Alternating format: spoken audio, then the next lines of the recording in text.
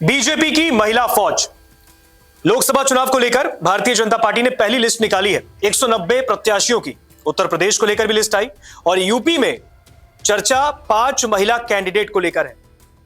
ये 5 महिला उम्मीदवार है भारतीय जनता पार्टी से उत्तर प्रदेश में अलग अलग लोकसभा क्षेत्र से, जो कि इस वक्त चर्चा का विषय है, क्योंकि भारतीय जनता पार्टी ने यूपी में कई महिलाओं को टिकट दिया है और इनमें से कई महिलाएं ऐसी भी हैं जो तीसरी बार टिकट पाई हैं भारतीय जनता पार्टी से।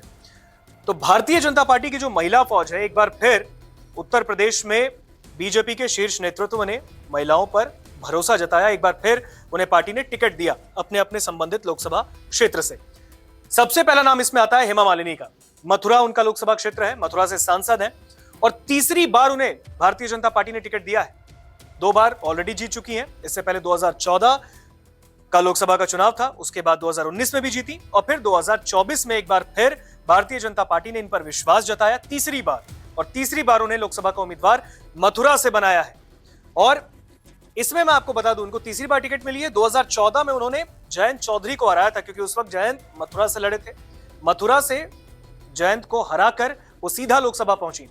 उसके बाद 2019 में एक बार फिर बीजेपी ने उनको टिकट दिया। उस वक्त उन्होंने नरेंद्र सिंह को हराया था और नरेंद्र सिंह 2019 के चुनाव में समाजवादी पार्टी और आरएलडी गठबंधन का हिस्सा थे, यानी कि सपा और आरएलडी ने गठबंधन में लोकसभा का चुनाव 2019 में लड़ा था और उस वक्त भी 2019 में उनकी जीत का रिकॉर्ड हेमा मालिनी का बरकरार रहा। उन्होंने एक बार फिर 2019 में सपा आरएलडी के प्रत्याशी को हराया, नरेंद्र सिंह को हराकर दूसरी बार लोकसभा पहुंची और एक बार फिर तीसरी बार पार्टी ने उनके इस प्रदर्शन को देखते हुए एक बार फिर टिकट मथुरा से दिया है।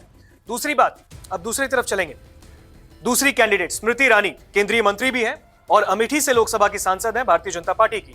तीसरी बार बीजेपी ने उनको टिकट दिया है और इनका जो सफर रहा लोकसभा चुनाव के लिए वो बड़ा ऊपर नीचे वाला रहा है, उथल पुथल भरा रहा है, क्योंकि तीसरी बार उनको बीजेपी ने टिकट दिया। 2014 में जब लोकसभा चुनाव में बीजेपी ने टिकट दिया था, उस वक्त इन्हें हार का सामना करना पड़ा, लेकिन 2019 में इन्होंने कमबैक किया। 2019 के लोकसभा चुनाव में इन्होंने गांधी परिवार के शख्स राहुल गांधी को, जो कि अमेठी उनका गढ़ है, वहां पर उन्होंने उनको करारी शिकस्त दी।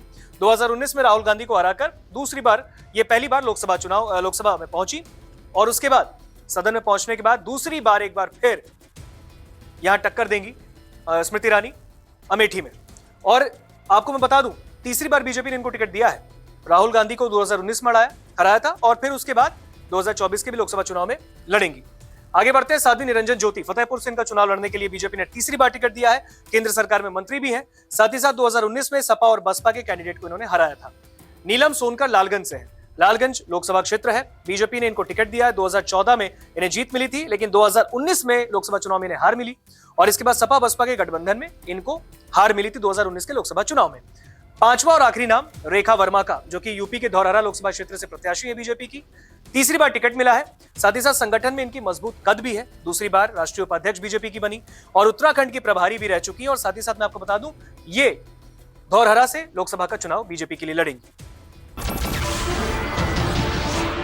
नमस्कार, मैं हूं मानक गुप्ता।